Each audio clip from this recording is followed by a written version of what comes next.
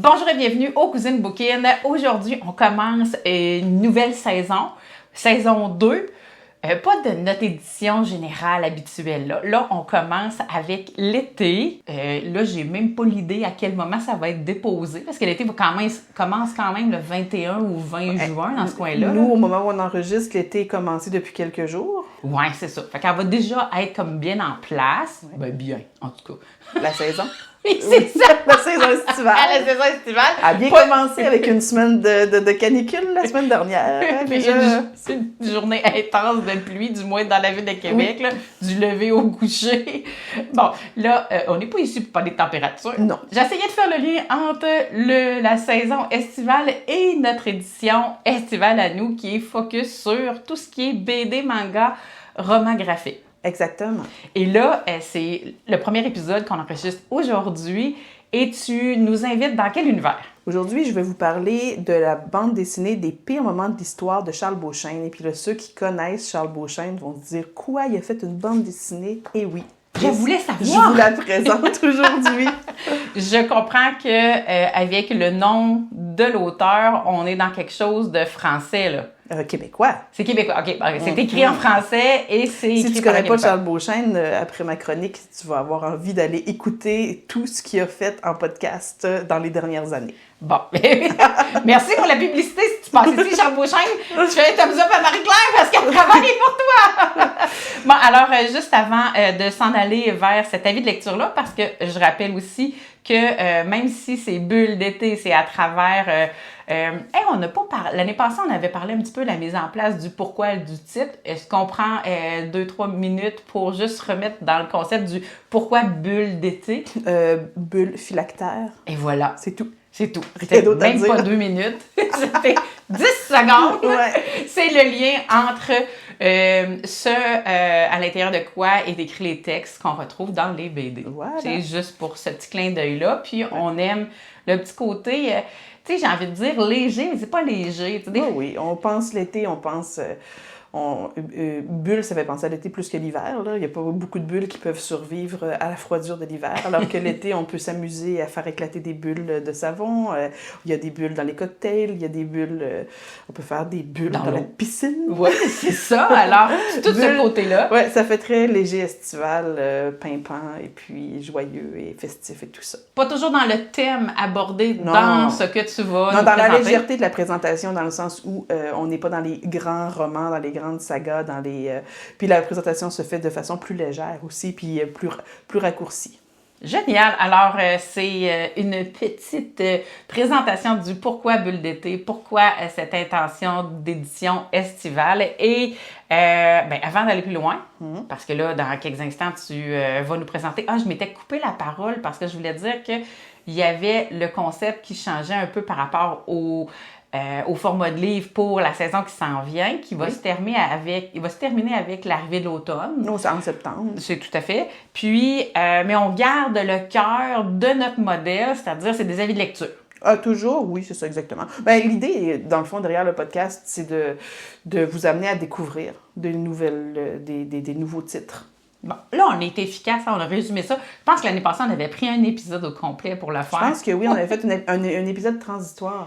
Tout à fait. On leur annonçait qu'on allait être là pendant l'été, qu'on allait faire Bulles d'été, puis qu'est-ce que ça allait être, Bulles d'été. Bon, alors, il y a un beau moyen, là, actuellement, de dire, bien, l'information donnée l'an passé est encore valide. Alors, si vous avez le goût d'avoir plus d'informations sur... Mais pas d'avis de lecture. Mais il n'y aura pas d'avis de lecture dans cet épisode-là. Alors, vous pouvez retourner dans l'historique de publication des Cousines Bouquines, que ce soit sur votre plateforme préférée ou YouTube. Bien, vous allez avoir, c'est ça, le détail du pourquoi Bulles d'été. Mais là, on vient d'en faire un beau résumé. Oui. Puis, là, c'est la 3e fois que je vais le dire, mais je vais vraiment y aller. De te laisser aller avec le détail, le cœur du podcast, c'est-à-dire l'avis de lecture. Bien, j'invite nos auditeurs à partager, commenter, aimer les différentes publications des Cousines Bouquines et plus particulièrement, individuellement, chez toi, la Raton Liseur sur Instagram, puis moi, Véronique. Tout simplement Véro sur la plateforme que vous voulez. Par contre, moi, je suis plus généraliste dans le sens où j'ai plus d'un thème sur ma page. le focus littéraire, il est clairement chez toi. Et c'est que ce que je mets, là, oui, c'est ça. Génial. Sur ma page Instagram.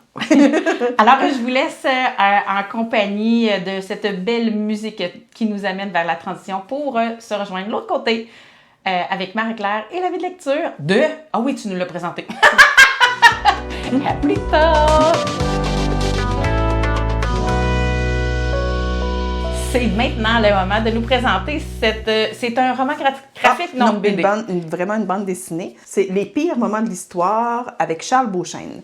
Charles Beauchesne a écrit les textes. Xavier Cadieux a fait les illustrations.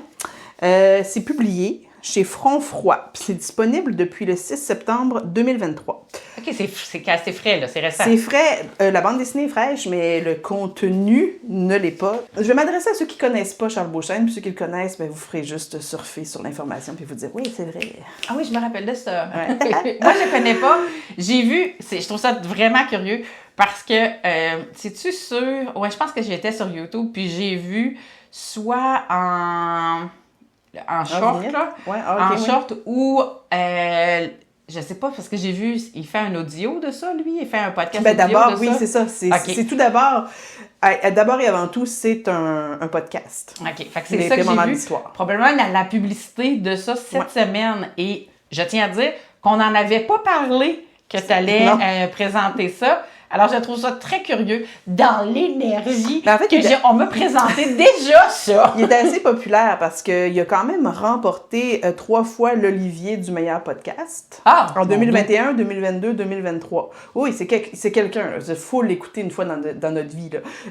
On peut l'écouter soit sur Audio, la plateforme audio de Radio-Canada, mais c'est fait par Urbania. C'est produit par Urbania. Le gars, c'est un humoriste. C'est un auteur, c'est un humoriste. Il avait d'abord présenté des shows sur scène qui avaient eu un succès moyen, on va dire, mais tu sais, c'était pré-pandémie. Là, il y a eu la pandémie, puis ça a comme un petit peu changé la dynamique. Il a décidé de présenter son matériel à l'audio.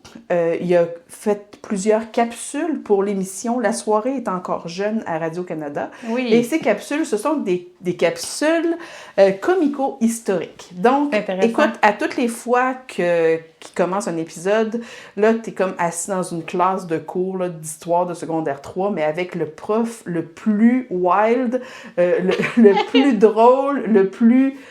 bizarre que tu n'as jamais entendu de ta vie. C'est fou, là. Moi, j'en prendrais des heures et des heures et des heures d'écoute de ce qu'il fait. Là. Mais ce que je trouve intéressant, puis je pense que ça va au-delà de son histoire à lui, mais le message que je retiens déjà, c'est tu tentes quelque chose, puis ça fonctionne pas dans un format, parce qu'il a essayé en show, tu me dis, son matériel.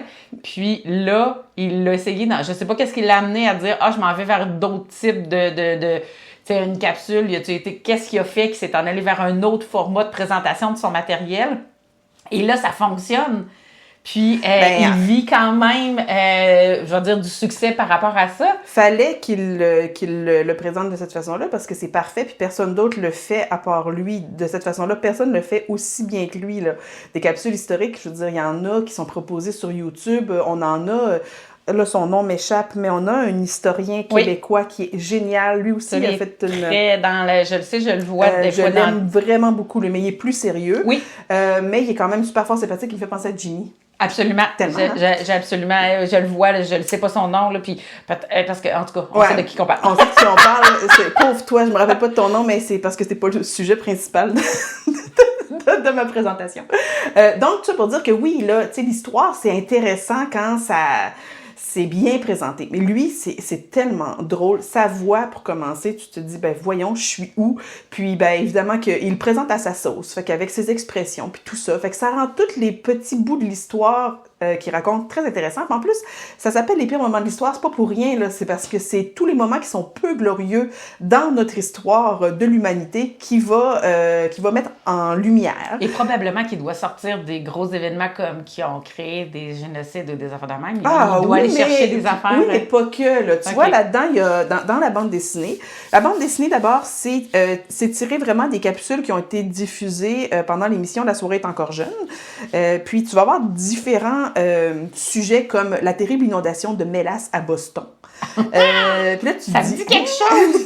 Ça me dit quelque chose! L'expédition perdue de Franklin aussi, qui se passait en 1800 quelques, là, quand il était à la recherche du passage. Du territoire du Nord-Ouest. Bon, la terrible histoire des bouffons et autres fous du roi. C'est vraiment intéressant. C'est vraiment intéressant. Il remonte beaucoup à l'époque médiévale. C'est à toutes sortes de périodes diverses, là, je veux dire. Il fait vraiment le tour. La malédiction de la momie Toutankhamon, ça aussi, c'est intéressant. Je l'ai senti quand tu l'as. Je ne sais pas si on l'a entendu à l'audio, là, si on l'entend. Mais quand tu touches, elle fait un bruit... la couverture, mais c'est doux. Parce qu'on dirait que quand tu la touchais tantôt, j'avais l'impression que c'était comme une texture, en tout cas particulière, mais non, c'est doux. Oui. Le livre il est très agréable en main. C'est un bel ouvrage qui est imprimé sur... les pages sont principalement noires, puis le texte, les illustrations vont être en blanc. Donc, c'est en noir et blanc, mais on sent que c'est sur fond noir. Ça pop vraiment bien. Ce que j'ai vu plus souvent dans le manga que dans la BD. Bon, tu vois, c'est un procédé qui est assez coûteux, je pense, d'utiliser l'encre noire. Ouais, c'est sûrement. Exactement, là, de tout imprimer en noir comme ça.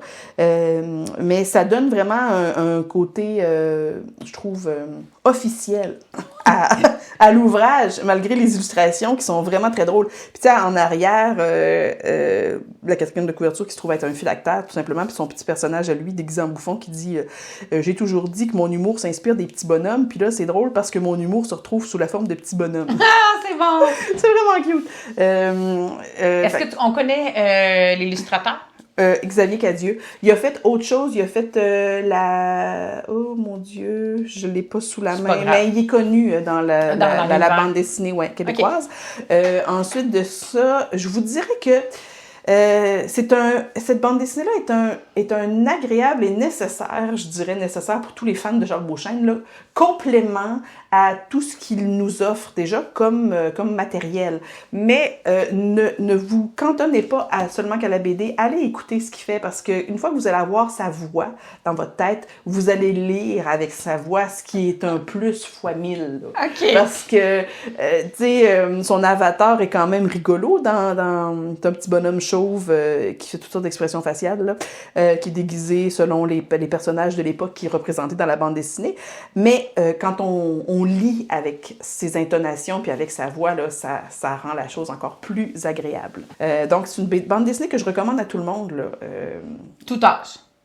Tout âge, oui, parce que moi, je suis certaine que jeune adolescente, ça m'aurait déjà fort intéressée. Puis ça démocratise l'histoire, dans le sens où des fois, on peut dire l'histoire, tu sais, j'ai des jeunes ados autour de moi qui, justement...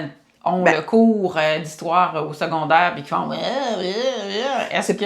Oui, ça démocratise énormément. Dans le fond, tout ce que ça fait, c'est que on se fait raconter des moments de l'histoire sous forme d'événements qui ont été tragiques ou comiques ou peu importe, mais avec une approche qui est très pédagogique. On a plus l'impression qu'on va se rappeler de l'histoire parce qu'il s'est passé quelque chose de comique, de poche. On va peut-être pas se rappeler de tous les noms, on va peut-être pas se rappeler exactement de toutes les dates, mais une fois qu'on a fini, quand même, on est capable de placer dans l'histoire à peu près « Ah ouais, ça s'est passé dans telle ville à ce moment-là ». Puis quand on essaie d'être trop rigide avec...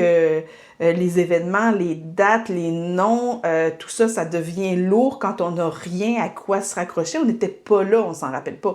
Mais d'avoir je trouve des petites capsules comme ça, historiques, qui se passent dans le temps, à un moment donné, une fois que tu en as écouté plusieurs, tu es capable de te faire un portrait global et te dire « Ouais, c'est vrai, ça s'est passé en même temps que telle autre affaire. Ah ouais, ça, c'est l'événement qui a causé la Deuxième Guerre mondiale. Ah, ça, c'est vrai, c'est... » Tu sais, toutes des petites choses comme ça qui, à force... font créer un réseau, puis font qu'au fil des années, tu finis par t'y intéresser.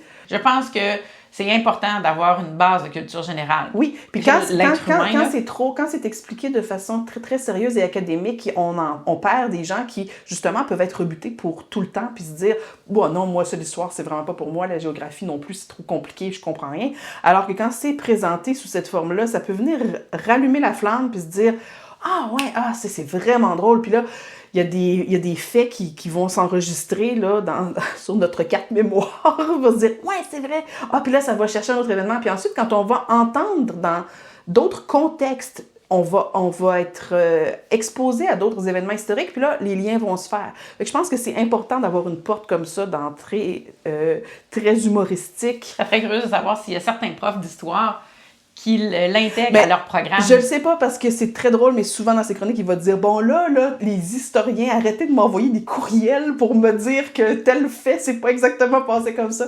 C'est très, très drôle. Okay. C'est très drôle parce que, tu sais, il y a une équipe qui travaille avec lui quand même de recherchistes. Il est pas tout seul, là, pour ces podcasts, là. Il met beaucoup de temps et d'énergie là-dedans. Je pense que pour une saison, ça lui prend 2 mois de travail intense, là, d'écriture, de recherche, puis parce qu'il veut pas dire n'importe quoi. Mais en même temps, il y a des périodes de l'histoire où il dit carrément, avant de commencer sa chronique, on n'a pas beaucoup de détails, tu sais, on n'est pas sûr et certain que c'est vraiment passé comme ça. Fait que là, lui, tu sais, il vulgarise l'information qu'il a récoltée. Voilà, exactement. Comme, par exemple, dans le livre, c'est très drôle, parce que hier, je m'endormais en lisant l'invention de l'imprimerie avec Gutenberg, puis on se rend compte que finalement, Gutenberg, on n'a aucune information sur sa date de naissance, sa date de mort. C'est-tu vraiment lui qui a inventé la presse à imprimerie? C'est hyper drôle, parce qu'à la fin, ça finit, tu te dis, OK, ouais, finalement, on y attribue quelque chose, on n'est même pas sûr que ce soit l'exacte vérité. C'est vraiment le fun. On va, si vous voulez vous coucher moins niaiseux le soir, ayez les pires moments d'histoire sur votre table de chevet. Je trouve ça super intéressant, ce volet-là où il dit « là, arrêtez de m'envoyer des informations parce que tu sais, peut-être que certains historiens un peu plus calés ou plus spécifiques, tu sais, spécialisés, pas spécifiques, mais spécialisés sur certaines périodes, sont capables d'ajouter de l'information. » Ben en fait, c'est ce qu'ils essayent de dire aussi, c'est que même entre eux, les historiens, parfois se contredisent. Absolument. Puis, je suis en train d'écouter un livre audio qui s'appelle « Les Chevaliers du Christ ». C'est une trilogie, mais là, je suis au premier tome et mon Dieu, que je serais déstabilisée si j'étais croyante, pratiquante. Parce que tu as des contre-informations, d'après ce que tu as déjà eu. Ben, il ramène un Jésus qui a existé, qui confirme sa présence, et il passe quasiment un chapitre entier à démontrer que Paul et Pierre ont mis Jésus dans un contexte politique pour pouvoir se glorifier l'Église que Pierre voulait créer, mais c'était jamais l'intention. En tout cas, je veux pas te dénaturer, là, mais c'était comme, mais dans le fond, il y a tellement de théories autour de ça, parce que ça non plus, on n'en a pas de preuves. On peut pas se fier sur la Bible, d'ailleurs, qui a été mentionnée dans l'épisode de Gutenberg. On peut pas se fier sur les écrits de la Bible pour se dire, ben oui, c'est une référence historique immuable, c'est exactement comme ça que ça s'est passé. Ben non, évidemment que non, là. Fait que c'est sûr qu'on nous a raconté à peu près ce qu'on voulait nous raconter. C'est justement, alors, il faut se fier sur autre chose que sur les écrits pour cette période-là. Absolument. Donc, c'est vrai que chacun, dans le fond, peut bien décider de raconter l'histoire à sa façon, comme il le veut bien. Moi, en tout cas, la façon dont M. Beauchesne a choisi de nous présenter, puis en plus, tu sais, je pense pas que c'est faux ce qu'il raconte. Non, mais exactement. Puis il y n'y a rien qui va causer non plus préjudice à personne quand on nous parle de ce qui s'est passé à Boston alors qu'il y a eu une explosion de mélasse dans les rues. Oui. Quand il nous parle de Walt Disney et de sa façon de traiter ses employés avant qu'ils fassent la grève dans ses studios d'animation. Je veux dire, c'est des choses qui se sont passées tout simplement. Puis c'est des petits moments qui sont très rigolos. Puis c'est très rigolo pour nous aujourd'hui. La manière qu'il l'a raconté, je comprends ce que tu veux dire. À l'époque, ça ne l'était pas, mais bref. Non, c'est ça. Fait que ça peut...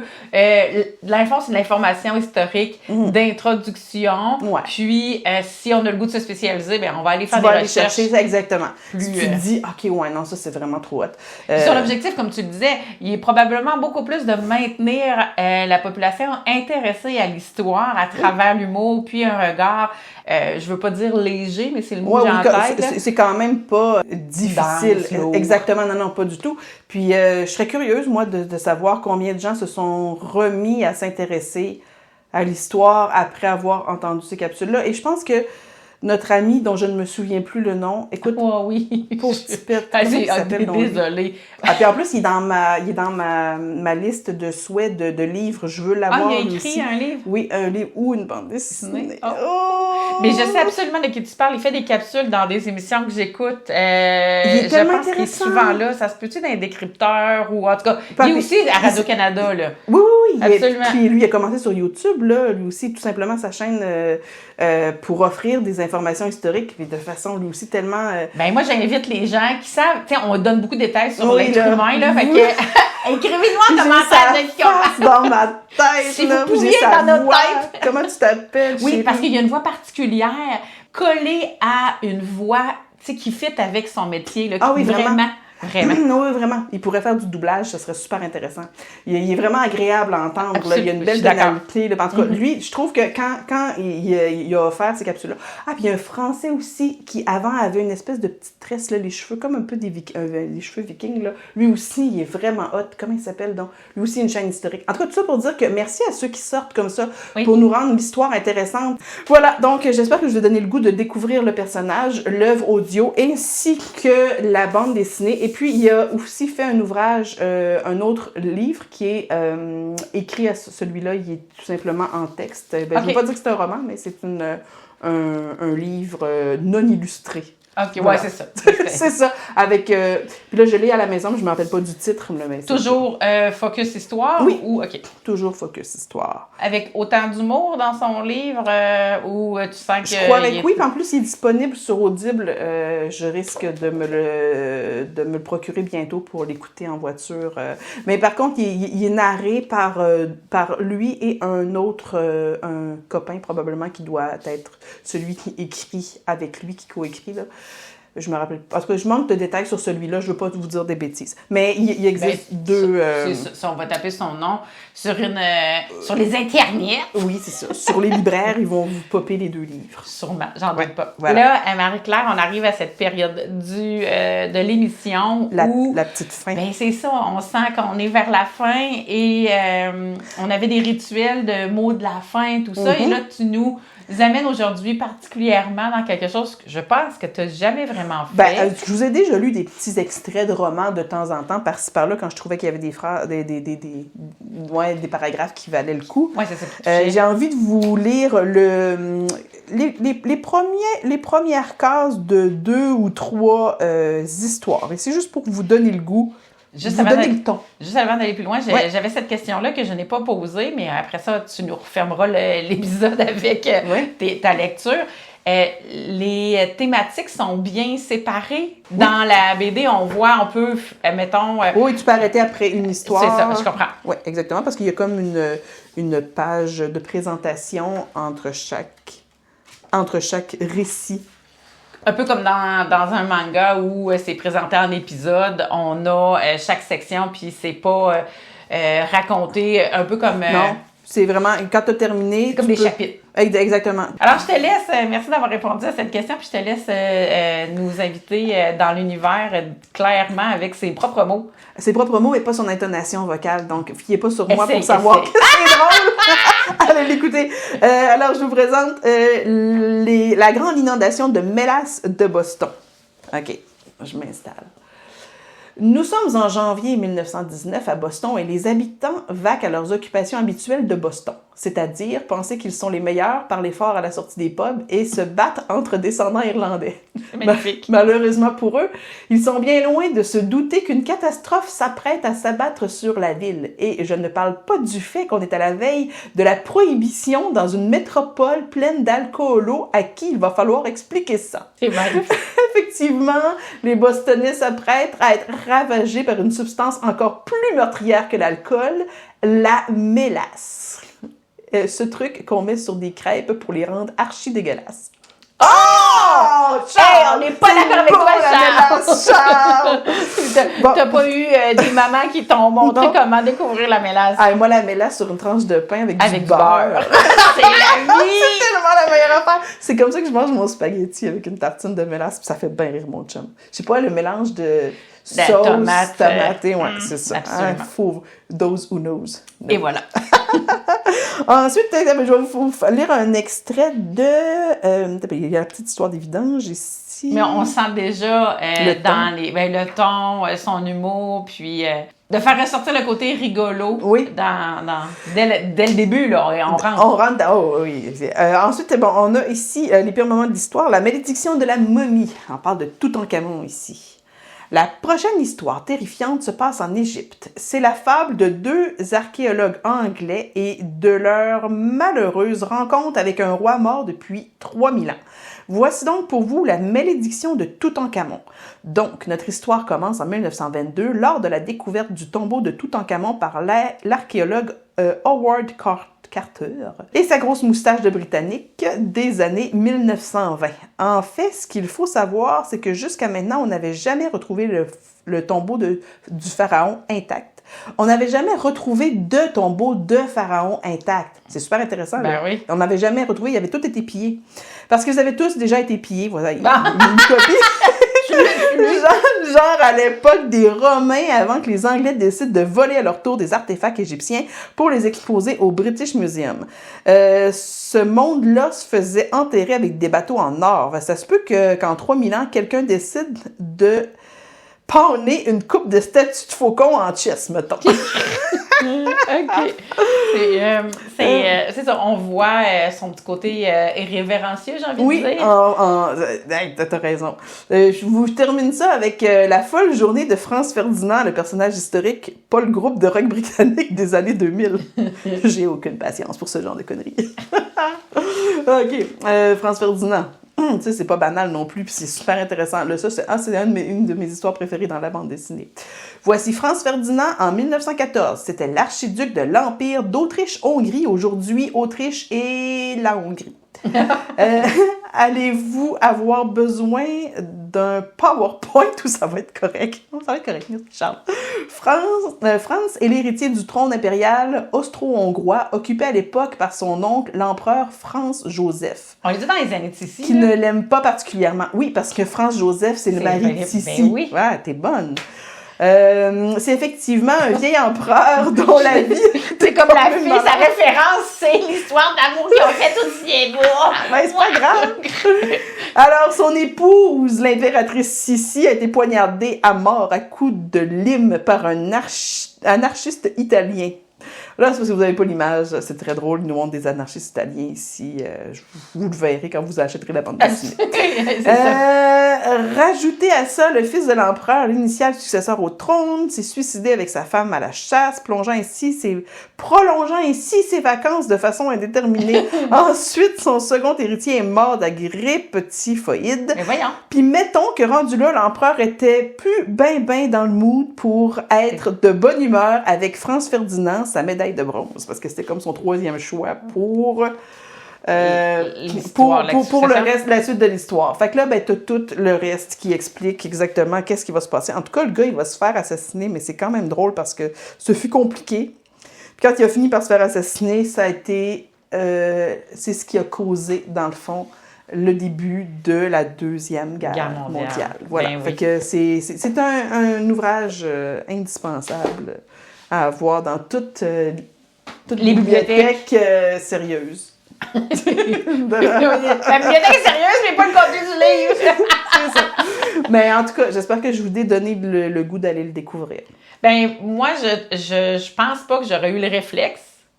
Mais j'ai dit pas non, je trouve ça plutôt intéressant, puis je sais pas si je vais aller découvrir son podcast ou ses capsules avant le livre, là, mais je trouve ça rafraîchissant. Ben, je me dis qu'en début d'été comme ça, on est à la veille de partir en vacances, on va faire des balades en voiture, tout ça, puis si vous êtes du genre à écouter des podcasts en voiture, ça peut être quelque chose de très rassembleur là, pour toute la famille, écouter ça ensemble puis rire un bon coup, là, surtout si vous avez des longues runs à faire, là.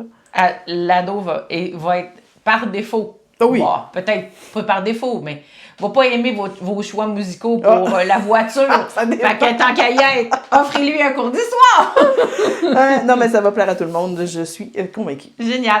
Bien, ça termine ce premier épisode de cette édition 2 de Bulle d'été. Et t'as quelque chose à ajouter? Non, c'est tout. J'ai fait le tour. Génial! Ben alors, on s'en va ensemble vers la conclusion officielle du podcast, ce qui fait que je suis contente, Bulle d'été commencer. J'ai hâte de voir ce que cette saison-là va nous offrir à travers tes découvertes et à travers tes choix de ce magnifique format-là qui est BD, manga ou roman graphique. Alors, c'est sur ces mots que je vous souhaite à tous de passer de très beaux moments. Juste avant de se quitter, je vous invite une deuxième fois ou une autre fois à venir nous rejoindre sur nos différents réseaux sociaux, à écouter bien sûr le podcast sur votre plateforme préférée. Abonnez-vous, partagez, commentez et aimez. Puis, en attendant cette prochaine publication-là, où on va parler toujours d'un BD, manga? Bande dessinée. Alors, sans plus attendre, je vous souhaite à tous de passer de magnifiques moments et au plaisir de vous revoir ici ou ailleurs. Bye bye!